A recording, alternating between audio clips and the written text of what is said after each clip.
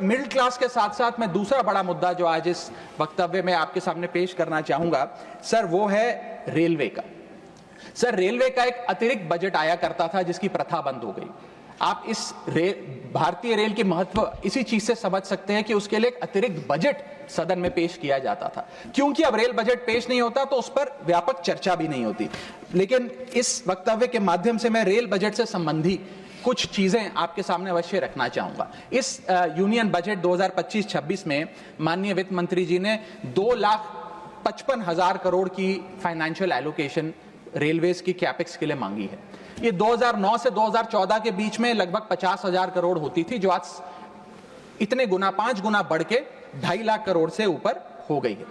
तो इस पे व्यापक चर्चा अवश्य होनी चाहिए। सर, भारतीय रेल जो भारत की लाइफलाइन कहलाई जाती थी, आज उसकी स्थिति ऐसी है कि अगर मजबूरी ना हो तो शायद कोई यात्री रेल की ओर देखना भी ना चाहे। रेल जनता का रेल जरूर बना रही है और इसका कारण यह है कि भारतीय रेल को अपनी पीआर, सोशल मीडिया कैंपेन्स और रील्स ज्यादा पसंद है, ना कि रेल की सुविधाओं को कैसे बेहतर करना है वो पसंद है।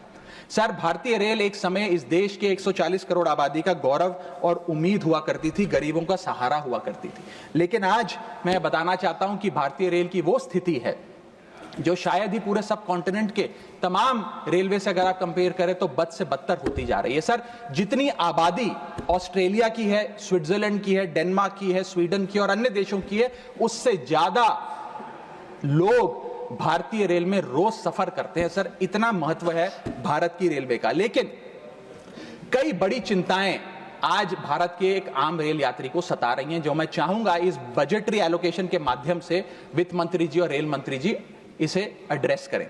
पहला है सर, घटती रफ्तार और बढ़ता किराया। सर, जहां दुनिया की ट्रैवल की रफ्तार बढ़ रही है, वहीं भारतीय रेल जो हमारी लाइफलाइन है उसकी रफ्तार घट रही है। पहले तो सर शताब्दी और राजधानी की स्पीड कम कर दी गई ताकि वंदे भारत की स्पीड बढ़ा दी जाए और उसको फास्टेस्ट ट्रेन घोषित किया जाए। लेकिन अब जून 2024 की रिपोर्ट बताती है कि वंदे भारत की भी स्पीड को कम कर दिया गया है। बताया जा रहा है कि हमारे रेल ट्रैक्स उतने पर्याप्त नहीं है कि इतनी तेज रफ्तार पे वंदे भारत भाग सके। सर, आज हम विश्व गुरु बनने तो अवश्य चले हैं, लेकिन यह बात जाननी भी जरूरी है कि चीन और जापान की सबसे स्लोएस्ट रफ्तार पे चलने वाली ट्रेन भारत की सबसे फास्टेस्ट रफ्तार पे चलने वाली ट्रेन से कहीं ज्यादा तेज दौड़ती है सर। और अगर रेल धीमी होगी तो देश की इकोनॉमी, देश की अर्थव्यवस्था का चक्का धीमा चलेगा। और किराए की तो सर क्या ही बात करें, जिस वंदे भारत का प्रचार रेल मंत्री जी करते थकते नहीं हैं, आज उस वंदे भारत का किराया इतना है कि गरीब आदमी छोड़िए, आम आदमी भी उसे अफोर्ड नहीं कर पा रहा। सर, वित्तीय वर्ष 2013-14 में एवरेज फेयर पर पैसेंजर पर किलोमीटर 32 पैसे हुआ करता था। 2021-22 वित्तीय वर्ष में ये 107% बढ़ के 66 पैसा हो गया है। सर, इतने रेल के किराए में इजाफा देखा गया है। हवाई चप्पल वालों को हवाई यात्रा कराने का वादा सर था सर, लेकिन हवाई चप्पल पहनने वालों को इतना निचोड़ दिया कि शायद अब वो रेल यात्रा के भी लायक नहीं रहे। सर, दूसरी समस्या है, बुरी हालात है थर्ड एसी और सेकंड एसी के। थर्ड एसी, सेकंड एसी को सर एक समय पर जनरल बोगी, एक समय पर लग्जरी माना जाता था, लेकिन आज वो जनरल बोगी से भी बुरी स्थिति में है। अगर टिकट मिल भी जाए sir third AC, second AC की, तो सीट मिलने की कोई गारंटी नहीं है, क्योंकि जैसे ही आप बैठेंगे थोड़ी देर में कोई शख्स आकर कहेगा, भाई साहब थोड़ा एडजस्ट करिए, थोड़ा सी रखिए, हमें भी बैठने दीजिए। ये वास्तविकता है। और आज सोशल मीडिया और तमाम तरीके के पोर्टल्स पर आप देखेंगे तो क्या आरामदायक सरकार, क्या आरामदायक यात्रा, आरामदायक सफर भारत सरकार आम रेल यात्री को दे रही है, वो देखकर आप समझ जाएंगे। जैसे कहते हैं ना सर, हिंदी का सफर अंग्रेजी का सफर बन गया है भारतीय रेल के एक यात्री के लिए। कई रूट्स पर आलू की बोरियों की भांति लोगों को ठूसा जा रहा है, और अगर शौचालय में भी, ट्रेन के टॉयलेट में भी सीट मिल जाए तो आदमी अपने आप को सौभाग्यशाली समझता है। सर, जहां भेड़ बकरियों की तरह भोले भाले लोगों को ट्रेन में ठूसा जा रहा है, पूरी टिकट लेकर सुविधा के नाम पे सिर्फ धक्का दिया जा रहा है, और सर हमारे देश के भोले भाले आम आदमी इसको अपनी किस्मत समझकर स्वीकार कर लेते हैं। सर, मैं तीसरी बड़ी रेल समस्या जो कि है मिसमैनेजमेंट, अव्यवस्था, उस पर आपका ध्यान आकर्षित करना चाहूंगा। सर, पहले तो रेल की टिकट मिलती नहीं, अगर मिल भी जाए आपने अगर 2, ढाई, 3 महीने पहले टिकट बुक कराई हो, टिकट कंफर्म हो जाए तो सीट मिलने की कोई गारंटी नहीं। और सर आप अपना अनुभव देखिए, जब आप सबसे पहले प्लेटफॉर्म पर पहुंचते हैं अपनी ट्रेन में चढ़ने के लिए, तो आपको चारों तरफ सिर्फ गंदगी ही गंदगी नजर आती है। अगर बुजुर्गों के साथ या घर परिवार की महिलाओं के साथ आप ट्रैवल कर रहे हैं तो एक क्लीन वॉशरूम तक आपको मुहैया नहीं कराया जाता। और हालात यह है कि लोग मजबूर हैं प्लेटफॉर्म पर अखबार बिछाकर सोने के लिए, और वेटिंग एरिया के नाम पर तो सर सिर्फ एक नेम प्लेट, एक बोर्ड लगा नजर आता है और कुछ नहीं नजर आता। तो सर ट्रेन पे चढ़ने से लेकर ट्रेन पे उतरने तक की एक बड़ी लंबी फहरिस्त है अव्यवस्था की।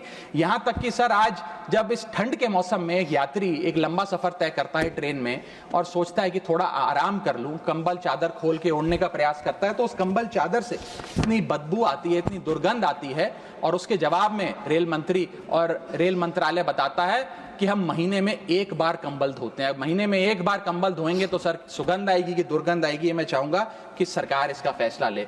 हाइजीन रिलेटेड कंप्लेंट्स में पिछले 2 वित्तीय वर्षों में 500% का इजाफा हुआ है।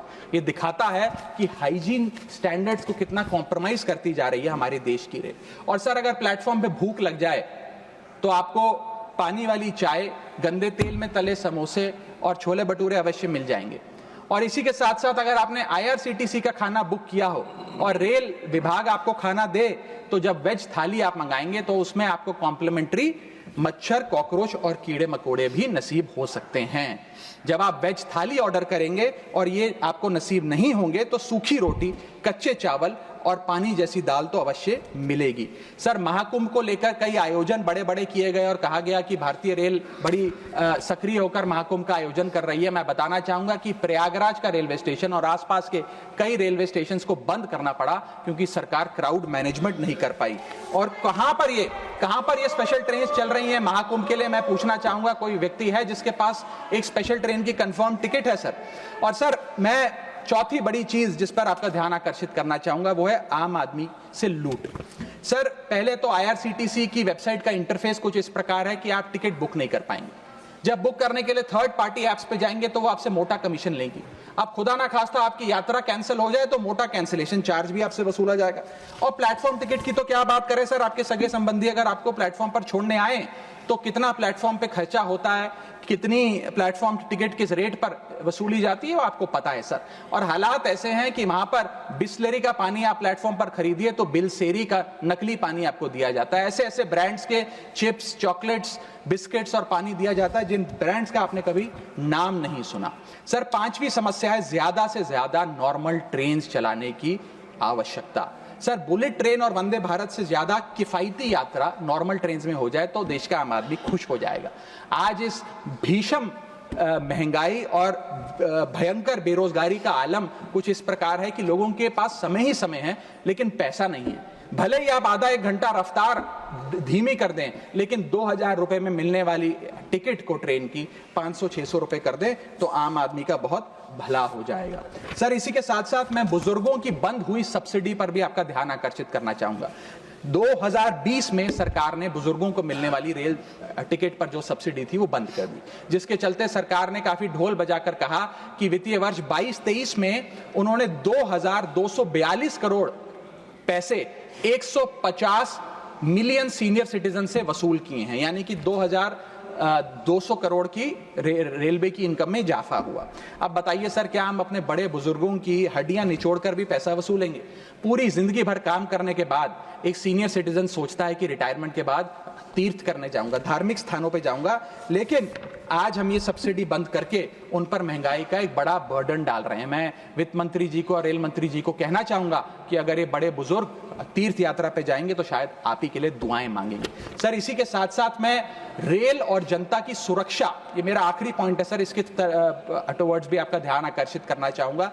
सर पहले सुरक्षित यात्रा की गारंटी हुआ करती थी, आज कोई गारंटी नहीं। रेल मंत्री कहते हैं हमने कवच सिस्टम नाम का एक नया सिस्टम लागू किया है जिससे अब रेल दुर्घटनाएं बंद हो जाएंगी। सर क्या 1 महीना भी ऐसा बीता कवच सिस्टम लागू होने के बाद जब रेल दुर्घटना का कोई समाचार हमारे पास नहीं आया? सर बीते 5 सालों में 200 से ज्यादा रेल एक्सीडेंट्स हुए हैं जिसमें 400 से ज्यादा लोगों की मौत और अनगिनत लोग इंजर हुए हैं। CAG की वर्ष 2000 जो अभी रिपोर्ट आई वो बताती है कि वित्तीय वर्ष 2018 से 2021 के भीतर जितनी भी ट्रेन एक्सीडेंट्स हुए उसका 75% कारण लैक ऑफ ट्रैक मेंटेनेंस, यानी कि रेल ट्रैक की मेंटेनेंस में जो कमी है उसकी वजह से रेल की दुर्घटनाएं हो रही हैं। हम ये हाउस 2.5 लाख करोड़ रुपए सैंक्शन करने जा रहा है भारतीय रेल को। मुझे उम्मीद है कि कम से कम ट्रैक मेंटेनेंस तो ठीक ठाक तरीके से रेलवे विभाग कराएगा। सर, इसी के साथ साथ जितनी भी ये समस्याएं बताई गई हैं, अगर रेल मंत्री रील से ज्यादा रेल पर ध्यान दे तो अवश्य इसका इलाज हो जाएगा। मैं 4 पंक्तियां एक आम रेल यात्री के अनुभव को एक्सप्लेन करते हुए आपके सामने पढ़ना चाहूंगा। सर, अजब गजब चल रहा है रेल का खेल, हमेशा गाड़ी लेट तो कहीं ब्रेक फेल, महंगी टिकट के बाद भी सीट मिलने की आस नहीं, सुरक्षित पहुंच जाएं इस बात पर विश्वास नहीं, भिड़ रहे हैं ट्रेनें, मर रहे हैं लोग, रेल मंत्री लगा रहे हैं अमृतकाल का भोग, बुकिंग से लेकर टिकट कैंसिलेशन तक दर्जनों टैक्स का जाल, भेड़ बकरियों की तरह ठूसे जा रहे हैं लोग, कैसे मनाएं अमृतकाल।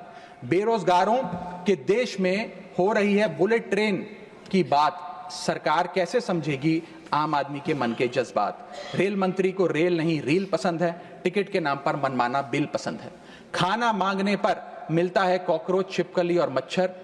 इतना बदहाल हो चुका है हमारी लाइफलाइन का स्ट्रक्चर। आखिर कैसे सुधरेगी व्यवस्था, कैसे बदलेंगे हालात, सरकार समझने को तैयार नहीं आम आदमी के जज्बात।